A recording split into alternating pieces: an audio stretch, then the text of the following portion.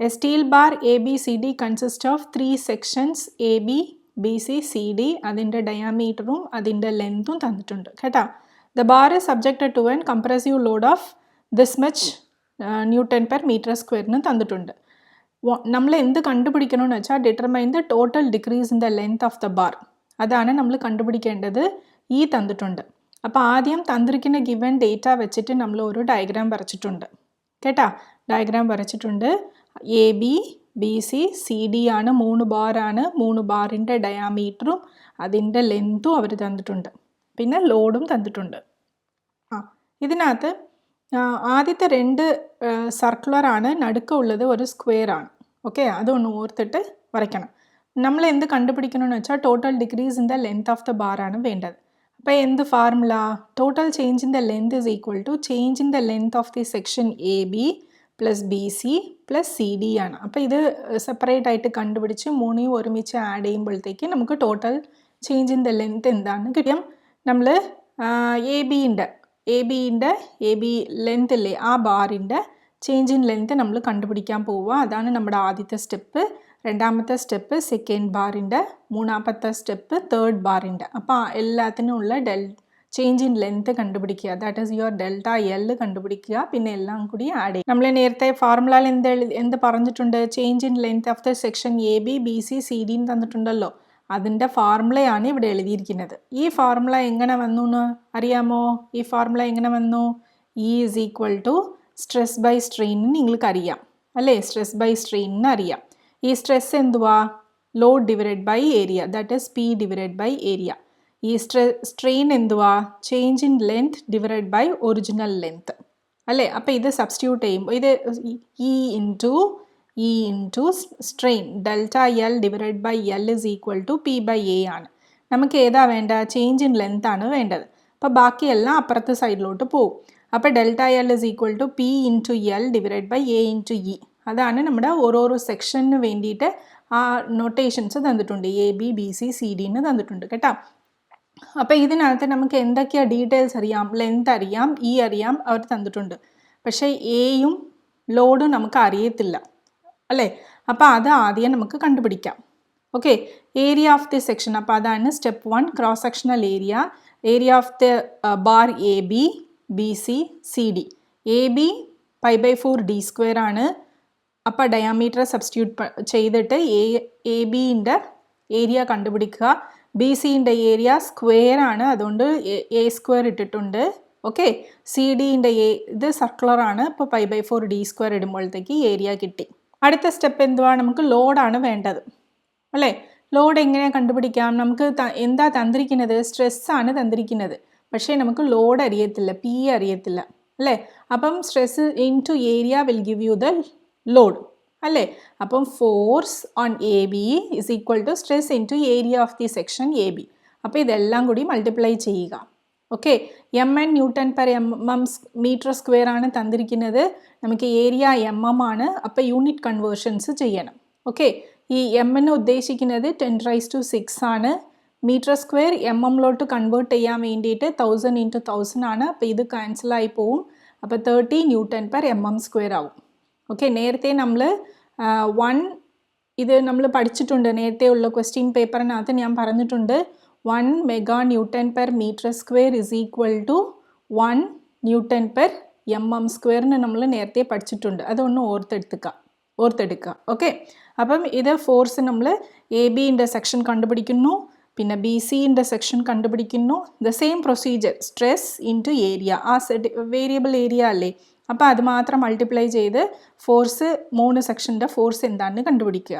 Okay, അടുത്ത് എന്താ നമ്മൾ ചെയ്യണം? ചേഞ്ച് ഇൻ ലെങ്ത് ആണ് കാൽക്കുലേറ്റ് ചെയ്യാൻ പോകുന്നത്. അപ്പോൾ delta L A B calculate ചെയ്യുക. അപ്പോൾ ഈ ഫോർമുലനകത്ത് എല്ലാം നമുക്കറിയാമല്ലോ. ലോഡ് നമ്മൾ കണ്ടുപിടിച്ചു, ലെങ്ത് ഗിവൺ ഡേറ്റയാണ്, ഏരിയ നമ്മൾ കണ്ടുപിടിച്ചു, ഈ ഗിവൺ ഡേറ്റയാണ്. ഓക്കെ, ഈ പ്രോബ്ലമിനകത്ത് എല്ലാം സെയിം ആയതുകൊണ്ട് കുഴപ്പമില്ല. ചില പ്രോബ്ലമിനകത്ത് വേരി ചെയ്യുന്നുണ്ടെങ്കിൽ ആ ആണ് നമ്മൾ എടുക്കേണ്ടത് കേട്ടോ.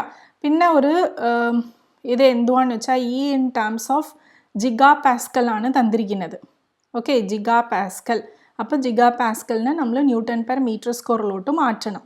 ഓക്കെ, ഇപ്പോൾ ജിഗ എന്ന് പറയുന്നത് 10⁻⁹ ആണ്. 10⁻⁹ ന്യൂട്ടൺ പെർ മീറ്റർ സ്ക്വയറിലാണ് കിടക്കുന്നത്. നമ്മൾ mm² മാറ്റാൻ പോവുക, because area is in mm². Okay, അതുകൊണ്ട് ഡിവൈഡ് ബൈ 10,000 × 1000 നമ്മൾ ഇട്ടിരിക്കുന്നത്. ഓക്കെ, എന്തുകൊണ്ടാണ് നമ്മൾ ഇവിടെ ഡിവിഷൻ ചെയ്യുന്നതെന്ന് വെച്ചാൽ മീറ്റർ mm മാറ്റാൻ വേണ്ടിയിട്ട് നമ്മൾ മൾട്ടിപ്ലൈ ആണ് ചെയ്യേണ്ടത്, അല്ലേ? മൾട്ടിപ്ലൈ ആണ് ചെയ്യേണ്ടത്. പക്ഷേ ഈ ഡിനോമിനേറ്ററിൽ ഉള്ളത് കൊണ്ടാണ് താഴെ മൾട്ടിപ്ലിക്കേഷൻ നമ്മൾ ചെയ്യുന്നത്. ഓക്കെ, അപ്പം എല്ലാം ക്യാൻസലായി പോവും. അപ്പം നമുക്ക് deflection in the bar AB കിട്ടും, BC കിട്ടും, ദ സെയിം പ്രൊസീജിയർ CD കിട്ടും.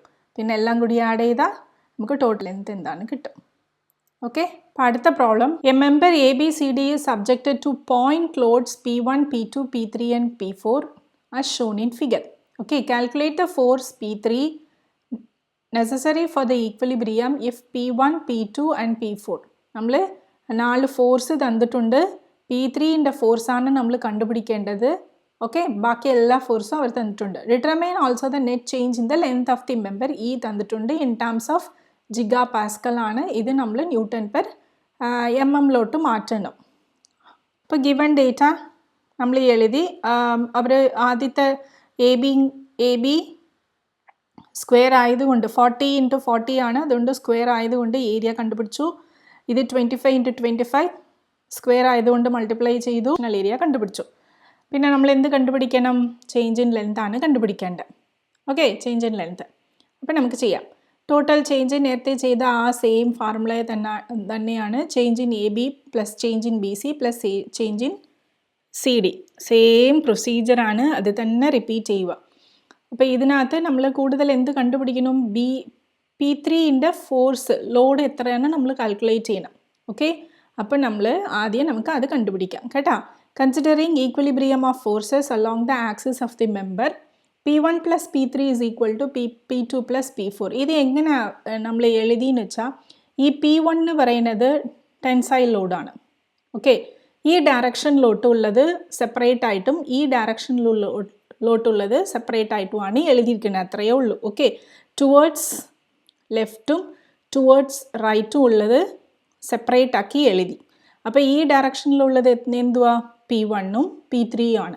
അതുകൊണ്ട് P1 plus P3 is equal to towards right എന്തുവാ? P2 P4. അപ്പോൾ P2 P4. ഓക്കെ, അപ്പോൾ P1 എല്ലാ വാല്യൂസും അവർ തന്നിട്ടുണ്ട്. അപ്പോൾ P3 എന്താണെന്ന് നമ്മൾ കണ്ടുപിടിച്ചു. അപ്പോൾ ആദ്യത്തെ ഉള്ളത് നമ്മൾ കണ്ടുപിടിച്ചു.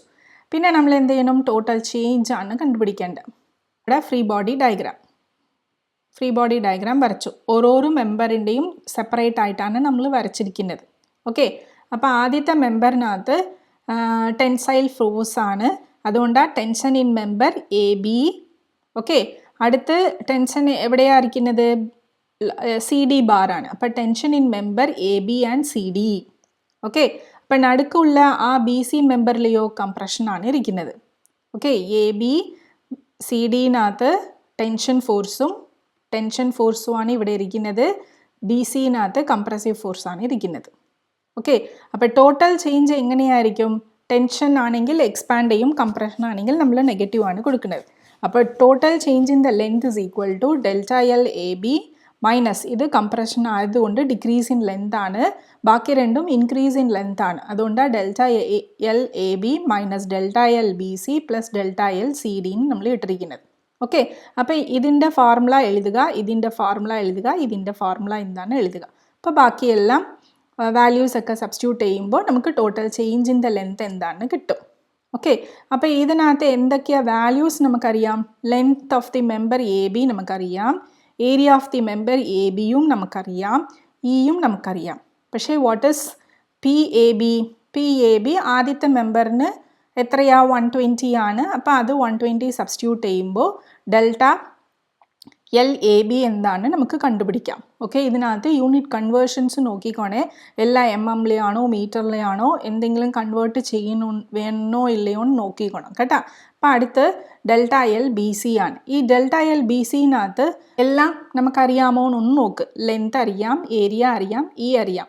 What about PBC? അതായത് ഈ മെമ്പറിൽ ആക്ട് ചെയ്യുന്ന ലോഡാണ് വേണ്ടത്. ഓക്കെ, P2 220 തന്നിട്ടുണ്ട്, പക്ഷേ ഇവിടെ 120 ഉണ്ട്. അപ്പം നെറ്റ് എന്തുമായിരിക്കും? 220 മൈനസ് 120 ആണ്. ഈ 100 ആണ് ഇവിടെ ഈ ബി സി മെമ്പറിൽ കംപ്രസീവ് ലോഡായിട്ട് ആക്ട് ചെയ്യുന്നത്. അപ്പോൾ 100 into 10⁻³ into length divide by area into E ഇടുമ്പോഴത്തേക്ക് ഡെൽറ്റ എൽ ബി സിന്ന് കിട്ടും. ഓക്കെ, അപ്പോൾ ഇനി അടുത്ത് ലാസ്റ്റ് ഈ മെമ്പർ സി ഡി മെമ്പർ. ഈ സി ഡി മെമ്പറിനകത്ത് ടെൻഷനാണ് ഇരിക്കുന്നത്. ഈ മെമ്പറിനകത്ത് ടെൻഷനാണ്. ഈ ലോഡ് എത്രയാണ്? 160 ആണ്. അങ്ങനെ ഡയറക്റ്റായിട്ട് ഇടും. ഇപ്പോൾ delta L change in length in the member C D കണ്ടുപിടിച്ചു. പിന്നെ ഇത് എല്ലാത്തിനും കൂടി എടുക്കുക. ആദ്യത്തെ രണ്ട് മെമ്പറല്ല, എ ബി മെമ്പറും സി ഡി മെമ്പറും ടെൻഷനാണ്, ഇത് കംപ്രഷനാണ്. അതുകൊണ്ടാണ് അടുക്ക മൈനസ് ഇട്ടിരിക്കുന്നത്. ഓക്കെ, ഫൈനൽ നമ്മൾക്ക് പോസിറ്റീവ്ലിയാണ് ആൻസർ കിട്ടിയിരിക്കുന്നത്. That is N increase in the change in length. Okay, മനസ്സിലായോ? ഓക്കെ.